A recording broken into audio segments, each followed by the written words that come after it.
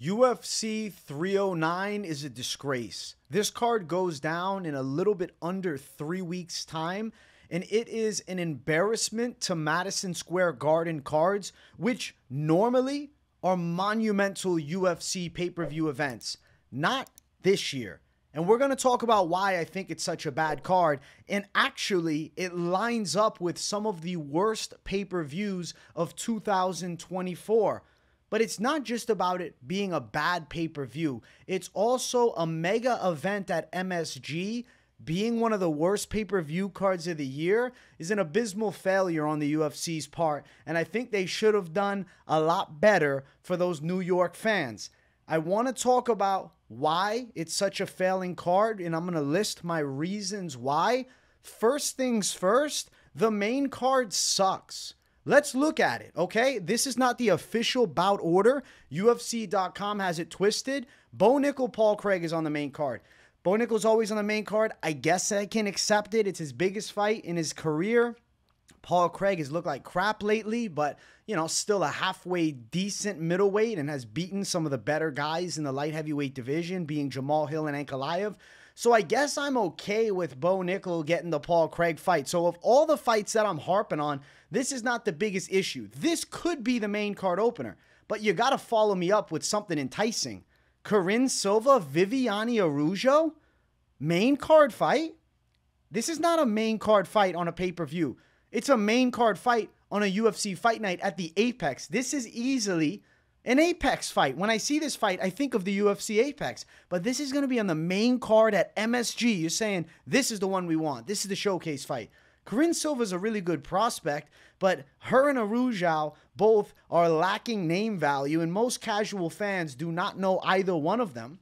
I get it. I guess it's a chance to introduce the fans, but it's a women's flyweight fight that's relatively competitive. I could see it being a decent scrap, but I don't think it's going to be some monumental fight that's going to turn Corinne Silva into a UFC phenom. She's a good prospect. She's got good skills. Cool. Why is it on the main card? I disagree with the placement completely. Chris Weidman, Eric Anders. Chris Weidman beat Bruno Silva in a very controversial fashion. Before that, he had many years of unfortunate outcomes in the UFC. And then on the opposite side, you got Eric Anders, who's always been kind of a gatekeeper journeyman. I guess it's the final go for Weidman, so it throws him on the main card. But if it puts him as the featured bout, as well as being on the main card against Eric Anders, I know he's a New York guy, so he's got to be here. And I guess I'll accept and tolerate it because he's normally on the main cards of Madison Square Garden events. But I just really think an Eric Anders fight doesn't intrigue me. It doesn't excite me. I'd rather him fight somebody else. I don't know who that somebody else could even be off the top of my dome, but there is definitely another fight that could have had me more excited than him versus Eric Anders. This really doesn't move the needle at all for me. And it's on the main card. And it's a Weidman who hasn't looked good in years. And instead of then giving me a banger fight after it or before it, depending on if the bout order is Corinne Silva as the featured bout or if they're doing Weidman, UFC.com has a different lineup. We'll know on fight week. At least give me some type of mega fight in the men's division between two badass ranked fighters. Instead, we get a ranked fight between Corinne Silva and Viviane Araújo. That's our main card. So those are the big three. I'll tolerate Bo Nickel. I guess I'll even tolerate Weidman, even though I don't like Anders as the opponent. I think that Corinne Silva and Viviane Araújo should be on the prelims. It could be a badass prelim fight. But why is it a main card fight? I think Nikita Krylov and Azamat Murzakanov is a more deserving fight on the pay-per-view. And I don't think that would be the right move. I think they should have found a different fight. They could have made different matchups. And also, this is me recording a video following UFC 308, which was monumental for the UFC and was absolutely stacked. And now MSG, which at one point got the love, gets a shit-sty card like this. It stinks. And those are the big three fights on the main card, or rather the small three fights on the main card, the first three. But then it's supposed to get a lot better as you keep on running up, right? Next fight, we have the random rematch between Michael Chandler and Charles Oliveira. I get it. Their first fight was entertaining and competitive, but I don't really like this fight. It was a backup for Michael Chandler because he couldn't get the McGregor fight because, you know, Conor McGregor either doesn't want to fight or the UFC is shelving him. Conspiracies on both sides. So we're doing a rematch between Chandler and Oliveira in a fight nobody's asked for. Michael Chandler is 1-3 in his last 4. He has lost to 2 guys that Charles Oliveira finished in that time. And I just don't think that it's the right fight. I get it. Michael Chandler, maybe the UFC felt bad for, so they decided, hey, let's give him the Charles Oliveira fight. But I feel like Oliveira could have potentially fought against the likes of Poirier in a rematch or even a Gaethje fight. I don't know. If Max Holloway hadn't fought Topuria, I would have loved to have seen Max Holloway and Oliveira, and I still will love to see it. I'm anticipating Charles Oliveira is going to knock Michael Chandler out, and I'm not here to tell you guys this is a bad fight, but does Michael Chandler really deserve the rematch against Charles Oliveira? What has he really shown since their first fight that changes the outcome? He's got 1 win since their first fight, 2.5 years ago, against Tony Ferguson, who was completely washed when they fought, and he got dropped by him in the first round before landing a pretty sensational front kick knockout. Charles Oliveira, say what you want about him, he beat Dustin Poirier and Justin Gaethje since their first fight with a loss to Makhachev, the champ, a win over Beneil Dariush, which was easy work, and then a very competitive fight against promising contender Arman Tsarukyan. I get it. Michael Chandler's name somehow is still amongst the higher level guys in the lightweight division, even though he hasn't fought anybody to really show it.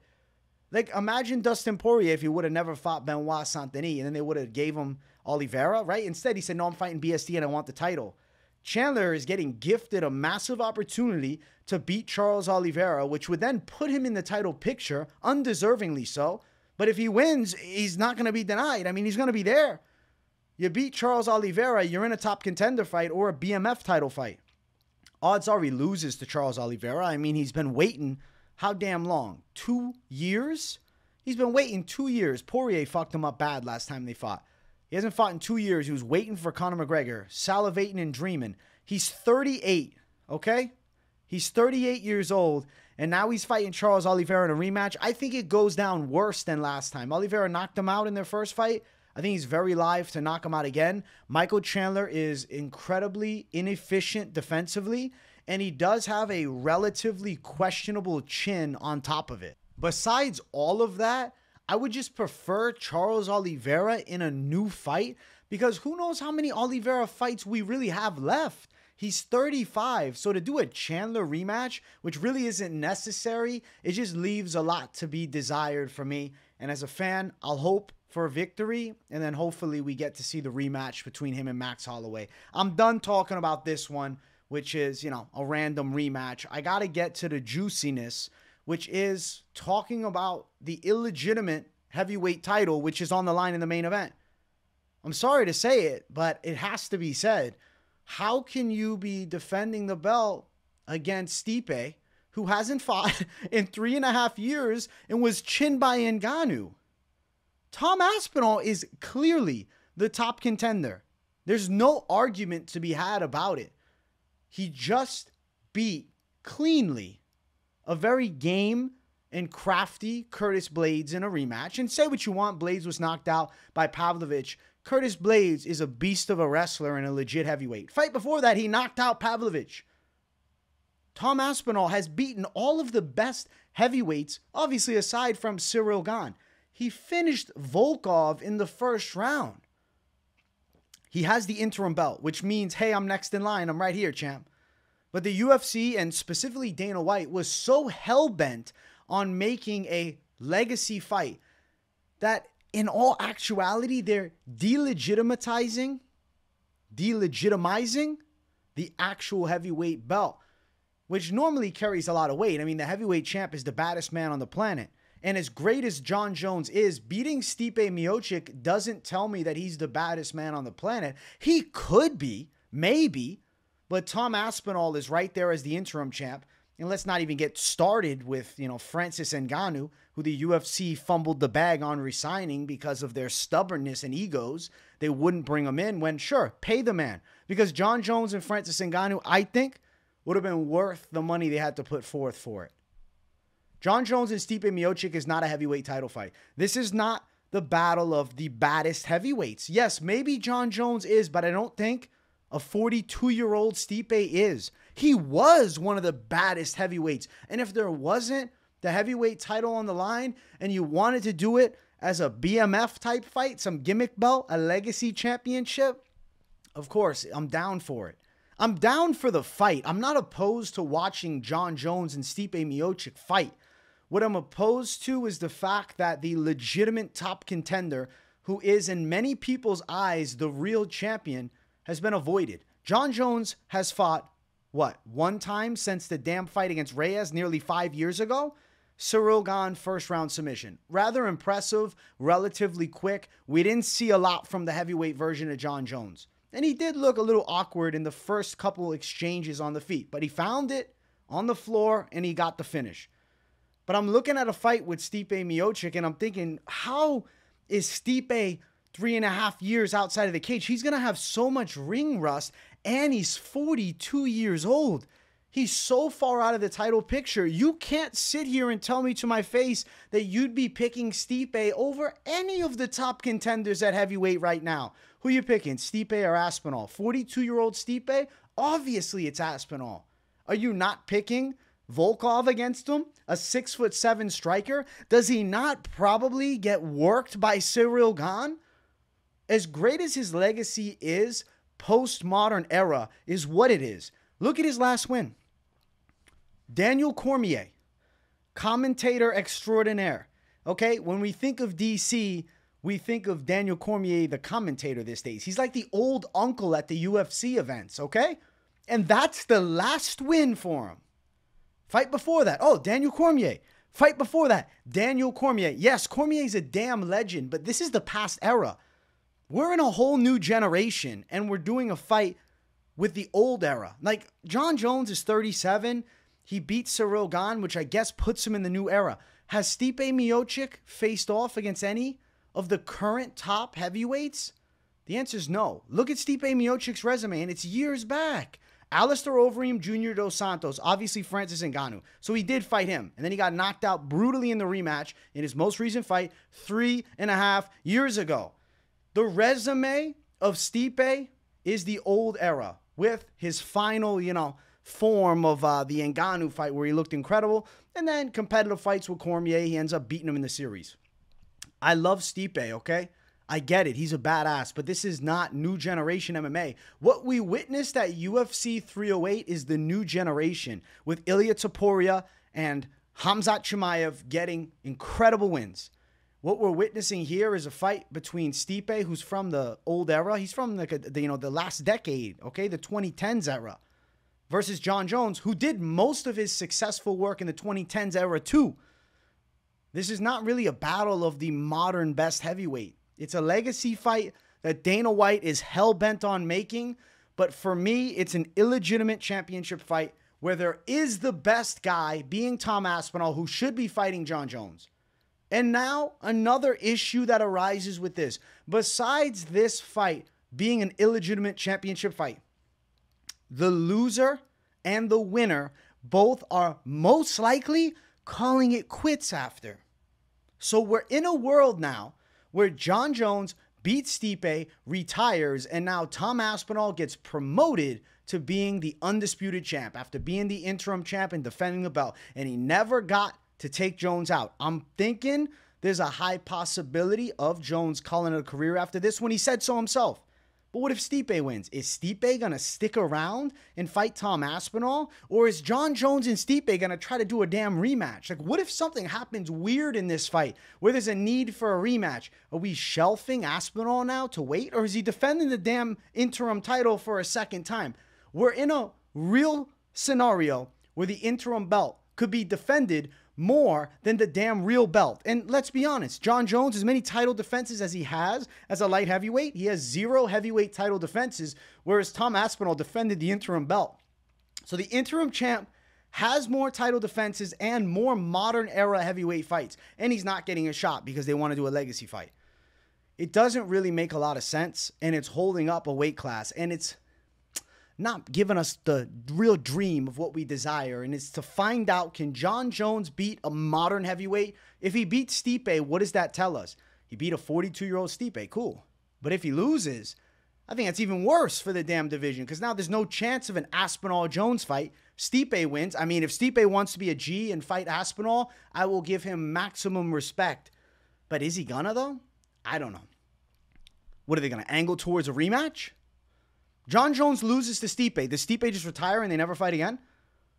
Things could go sideways for the heavyweight division here. Perfect scenario is Jon Jones getting an impressive finish and saying, yes, I got one more in me, and we get the Aspinall versus Jones fight in 2025 to unify the belts and do a real championship battle. I want to see it. I hope to see it. It is what it is. The card overall is lacking. It's not so much that I hate a Jon Jones main event. If it was a stacked undercard, I would still have this gripe, though. I want to say that straight up. I love watching Jon Jones. I don't think the Stipe fight is the right fight, but I would still make the gripe, no matter how stacked it is, that it's an illegitimate championship fight. It's not a deserving contender. And it really doesn't match up with the Madison Square Garden events of the past. Last year, Prochazka versus Pereira. Absolutely stacked to the gills, yo. Stacked. Beyond belief stacked. UFC 281. Stacked. Absolutely stacked. When you look back, my God, stacked. More stacked than this one. 268. Stacked. Stacked. Gaethje versus Chandler opened the damn card up, and that was a banging fight. Frankie Edgar, Marlon Vera. Come on, man. It was stacked. The first time ever at MSG. McGregor Alvarez, right? Normally, we have more of a historic feel. This one, I guess it has a historic fight at the top, but it doesn't have the legit title fight.